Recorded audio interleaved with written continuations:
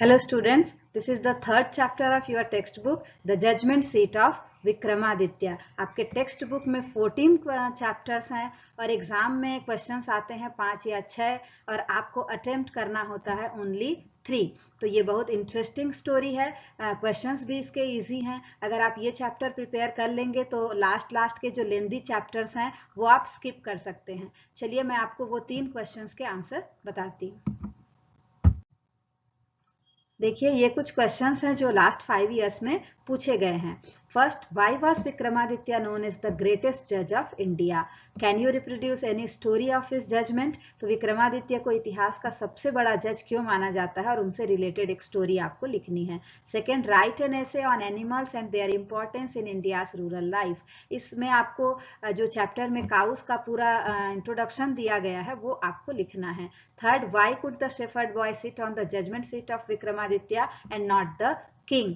तो उस सिंहासन पर वो चरवाहा लड़का बैठ जाता था लेकिन राजा भी नहीं बैठ पाया, तो क्यों? इसका आंसर आपको लिखना है। What qualities of head and heart make Vikramaditya so well loved king? तो विक्रमादित्य में ऐसी क्या क्वालिटीज थी कि जनता उनसे इतना प्यार करती थी। और लास्ट जो है समरी ऑफ द लेसन, कभी कभी डायरेक्टली समरी भी लिखने के लिए आती है। तो ये सारे क्वेश्चंस को मैंने सिर्फ 3 आंसर में ही प्रिपेयर कर दिया है। वो तीनों अगर आप कर लेंगे तो आपको उससे और ज्यादा कुछ भी लिखने की जरूरत नहीं पड़ेगी।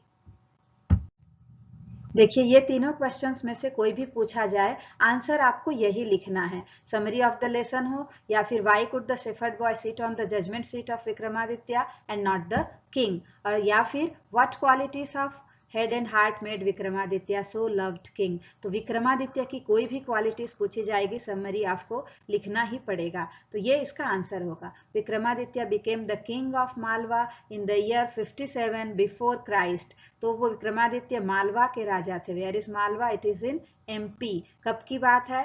57 बिफोर क्राइस्ट, ईसा पूर्व 57 ईयर्स पहले की ये कहानी है। He was popular for his right judgement and was regarded as the greatest जज इन हिस्ट्री। तो उनको हम इतिहास के सबसे बड़े जज के तौर पर जानते हैं कि उन्होंने कभी भी कोई गलत फैसला नहीं दिया। But with passing time his palace in Ujjain turned into ruins and people forgot about his judgment seat also। तो समय के साथ साथ उनका जो राजमहल था, पैलेस था, it turned into ruins, पूरे मलबे में तब्दील हो गया और लोग भी उनके बारे में भूल गए। It was covered with grass, dust and trees. Shepherds took their cows to graze there। तो वो जो राजमहल का जो मलबा था उसके ऊपर धूल जमती गई, मिट्टी जमती गई, फिर घास उगाई, पेड़ भी उगाए। अब वो एक ग्रासलैंड बन गया था जहां पर शेफर्ड मतलब चरवाहे लड़के अपनी गायों को ग्रेजिंग के लिए मतलब चराने के लिए ले जाते थे। There was a green mound in the middle which looked like a judgement seat. उस ग्रास के मैदान में बीच में एक टीला था, माउंड मतलब टीला, जो कि एकदम चेयर के शेप में एक सिंहासन की तरह दिखता था। One day one of the cowherd boys while playing sat on the mound and asked other boys to bring cases before him and he would be the judge. Others joined him for fun. They created a quarrel and both the parties came to him for judgment. The boy gave his judgment with such a gravity and deep wisdom that all other boys were amazed। तो एक दिन एक चरवाहा लड़का जो है उस seat पर जाकर उस टीले पर बैठ गया और उसने बोला कि अब मैं जज हूं और तुम लोग अपने झगड़े मेरे पास लेकर आओ and I would be the जज, मैं फैसला सुनाऊंगा। तो उसके दोस्त भी उसको मस्ती में लेकर कुछ झगड़े बनाए उन्होंने और उसके पास लेके गए, लेकिन जब उसने फैसला सुनाया तो इट वाज सच ग्रेविटी, इतने सीरियस होकर उसने फैसला सुनाया और पूरी बुद्धिमानी के साथ कि all other boys were amazed, सब आश्चर्यचकित हो गए। It was a great fun for them. They started to bring real cases before him and every time the boy sat on the mount he behaved as if he was a real जज।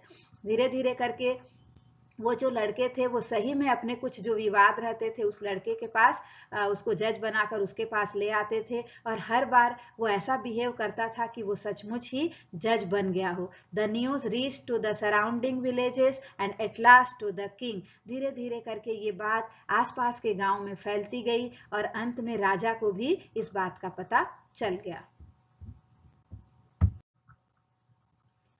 The king thought that the boy must have sat on the judgment seat of Vikramaditya. जब राजा ने उस लड़के की बात सुनी तो उसको अचानक से लगा कि वो लड़का जरूर से विक्रमादित्य के सिंहासन पर बैठा रहा होगा। He ordered to dig up the place, तो उसने आदेश दिया उस जगह की खुदाई कर दी जाए। They found a slab of black marble supported by 25 stone angels। तो स्लैब मतलब एक ब्लैक मार्बल का, काले संगमरमर का बड़ा सा एक सिंहासन वहां से निकला जिस पर 25 स्टोन एंजल्स, परियां बनी हुई थी।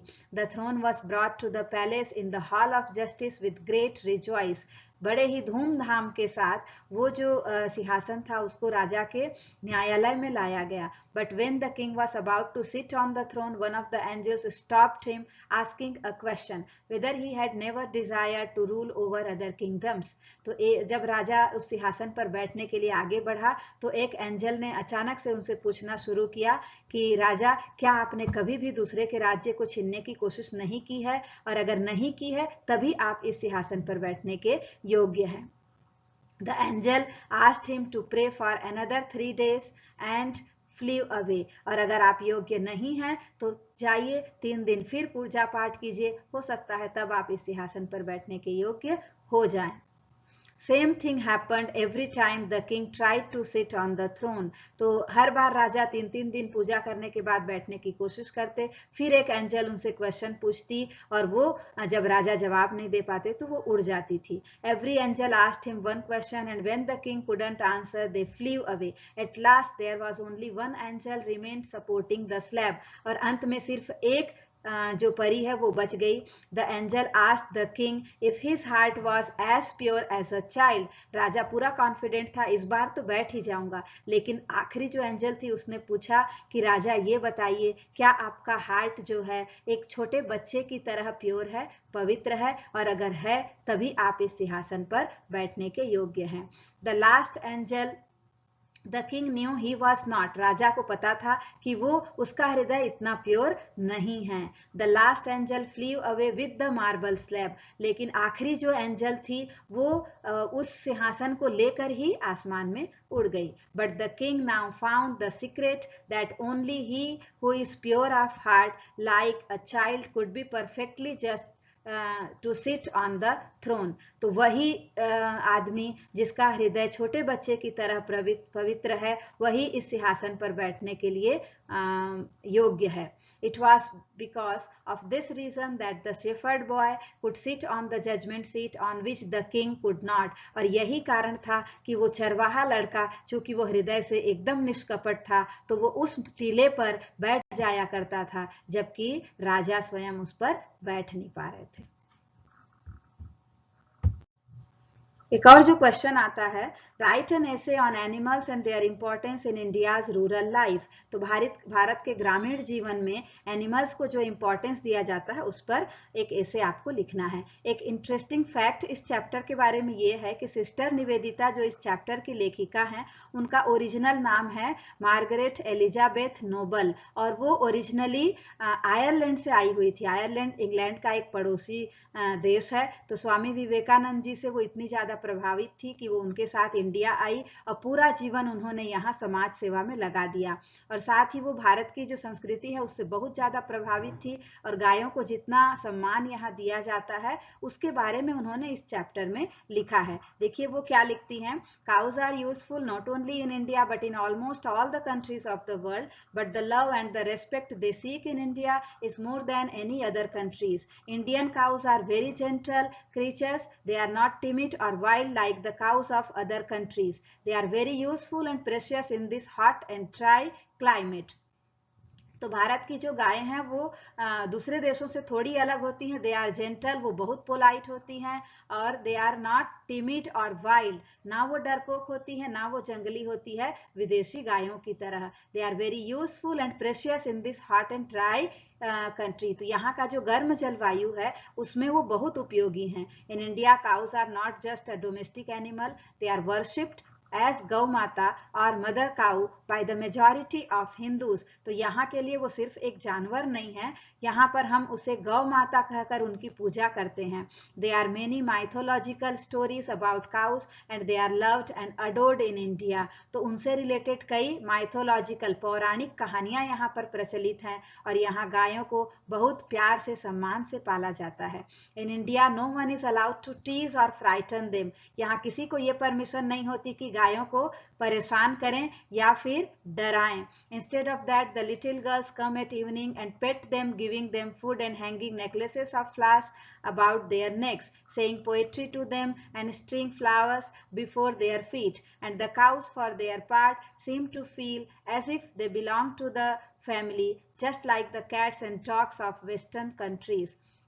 तो छोटी छोटी बच्चियां जब घर आती है तो शाम को वो गायों के लिए उनको चारा खिलाती है, उनको फूल की मालाएं बनाकर पहनाती है, उनको भजन सुनाती है और बहुत प्यार से उनको पाला जाता है। और इसके बदले में गायें भी ऐसे फील करती है जैसे वो उनके परिवार की ही सदस्य हो।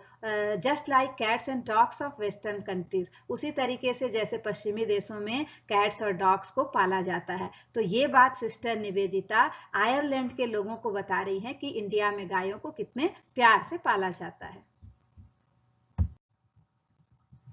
They are most popular pet in Indian household and of great use also। तो सबसे ज्यादा भारत में गाय ही सबसे ज्यादा पॉपुलर है और बहुत ज्यादा उपयोगी भी हैं। Apart from providing cow dung for agriculture, they provide extra financial help by various milk products like cheese and ghee। Cow dung is also used as manure in the fields and is used to generate biogas for household cooking and lighting। तो गायें जो है बहुत useful है क्योंकि agriculture में उनका use होता ही है और काउ डंग जो गोबर है उससे खाद भी बनाई जाती है, मिल्क के प्रोडक्ट्स तो होते ही हैं, घी है, पनीर है, ये सारी चीजें। In villages, the cows are taken to grasslands for grazing by shepherd boys। गांव में गायों को grazing मतलब चराने के लिए shepherd boy चरवाहे जो लड़के होते हैं वो चराने के लिए ले जाते हैं। They take them in the morning and return in the evening। सुबह से शाम तक वो उनको चराने के लिए ले जाते हैं और सीधे शाम को ही घर वापस आते हैं। The author Sister Nivedita described the beautiful scene they make at the time of going and coming। तो सिस्टर निवेदिता जो है इस चैप्टर की जो लेखिका है उन्होंने इसका विशेष रूप से वर्णन किया है। वो ब्यूटीफुल सीन, वो दृश्य जब गायें सुबह जाती हैं चरवाहों के साथ एक साथ और शाम को वापस आती हैं। The sound of tinkling bells put around their necks and the cloud of dust formed by the long procession of cows is all very beautiful। तो लेखिका ये कहती है कि गायों की जो घंटियों की आवाज है, टिंकलिंग ऑफ बेल्स, और उसके साथ the cloud of dust formed by the long procession of cows. तो गायों का जो लंबा काफिला है जब शाम को वापस आता है तो उनके पैरों से जो धूल उड़ती है वो पूरा बादलों की तरह दिखाई देता है। ये सब क्या है, बहुत ही सुंदर दृश्य होता है। The time of returning of cows in the evening is called hour of cow dust. तो वो समय जब गायें घर वापस आती है उसको गोधूली बेला बोला जाता है, आवर ऑफ काउ डस्ट। मतलब गायों के पैर से जितनी धूल उड़ती है वो एकदम बादलों की तरह दिखाई देती है, इसीलिए उस समय का नाम पड़ा है गोधूली बेला। मतलब वो समय जब थोड़ा सा अंधेरा होने लगता है। तो सिस्टर निवेदिता ने इस तरीके से उस समय को डिस्क्राइब किया है। एक और जो क्वेश्चन आता है वो एग्जाम में, why was Vikramaditya known as the greatest जज of India, can you reproduce any story of his judgement. तो विक्रमादित्य को इतिहास का सबसे बड़ा जज क्यों माना जाता है और उससे रिलेटेड आपको कोई उनके जजमेंट से रिलेटेड स्टोरी लिखनी है। सबसे पहले देखते हैं कि वो ग्रेटेस्ट जज क्यों माने जाते हैं। Vikramaditya was known as the greatest जज of India because he always gave right judgement and was very popular for his perfection. He was never deceived by anyone। तो विक्रमादित्य की स्पेशलिटी ये थी कि वो हमेशा ही सही फैसला सुनाते थे और डिसीव्ड मतलब धोखा देना, किसी ने कभी भी उनको कोई धोखा नहीं दे पाया। He never punished the wrong man as guilty could never escape from his eyes। तो उनकी नजरों से कोई भी अपराधी बचकर जा नहीं सकता था। The guilty trembled मतलब कांपना, when they came before him because they knew that his eyes would look straight into their guilt. अपराधी को पता होता था कि राजा की नजरें इतनी पैनी हैं कि वो अपराधी को पहचान ही लेंगे, इसलिए राजा के सामने आते ही वो डर के मारे कांपने लगते थे. He always gave an answer that would convince all. तो उनका फैसला हमेशा ऐसा होता था कि जिससे सभी संतुष्ट रहते थे. कन्विंस करना मतलब मना लेना. Everyone was satisfied with his judgment. That's why people almost worshipped him. सभी लोग उनके फैसले से संतुष्ट होते थे, इसीलिए लोग उनका इतना आदर करते थे, उनको भगवान की तरह पूजा करते थे. उनके जजमेंट से रिलेटेड एक छोटी सी स्टोरी है. Once two women came to him for judgment. They had a child and both had their claim on it. तो एक बार दो महिलाएं उनके पास फैसला लेने के लिए आई. एक बच्चा था दोनों के पास और दोनों ही उस पर क्लेम करना मतलब दावा करती थी कि मैं ही उसकी असली मां हूं. It was very confusing dispute as nobody was ready to yield. राजा के लिए बड़ा मुश्किल था क्योंकि दोनों में से कोई भी yield मतलब हार मान जाना, समर्पण कर देना, तो उसको ही हारने के लिए तैयार नहीं था. At last the king ordered the executioner to cut the child into 2 pieces and give one to each woman. तो राजा ने अंततः फैसला सुनाया कि बच्चे को 2 टुकड़ों में काट दिया जाए और दोनों माओं को आधा आधा दे दिया जाए. As soon as the executioner raised his sword, one of the women, who was the real mother of the child, started crying and requested the king not to kill the child. लेकिन जैसे ही जो executioner था वो तलवार उठाकर बच्चे को 2 piece में काटने के लिए तलवार उठाया, तो जो असली माँ थी वो चिल्ला पड़ी और बोली कि नहीं, बच्चे को आप मत मारिए, उसी महिला को दे दीजिए, मुझे नहीं चाहिए. She pleaded to give the child to the other woman. Plead करना मतलब रिक्वेस्ट, उसने ये रिक्वेस्ट किया कि मुझे नहीं चाहिए, आप इसी को दे दीजिए. In this way the real mother was found out. तो राजा को समझ में आ गया असली माँ यही है. The child was given to her while the other woman was punished. तो वो जो बच्चा था वो उसी माँ को दिया गया और जो दूसरी थी उसको सजा दी गई. Such was the mastery on judgment of the great king Vikramaditya. तो इस तरीके से विक्रमादित्य का जो फैसला होता था वो अद्भुत होता था, कभी भी गलत नहीं हुआ, कोई भी उन पर उंगली नहीं उठा पाया और वो आज तक इतिहास के सबसे बड़े जज के रूप में फेमस हैं. तो ये 3 ही क्वेश्चंस हैं जो एग्जाम में आते हैं. ये तीनों अगर आप प्रिपेयर कर लेंगे तो आपको इस चैप्टर में और कुछ भी आंसर याद करने की जरूरत नहीं पड़ेगी. Okay, so thank you very much for your patient listening.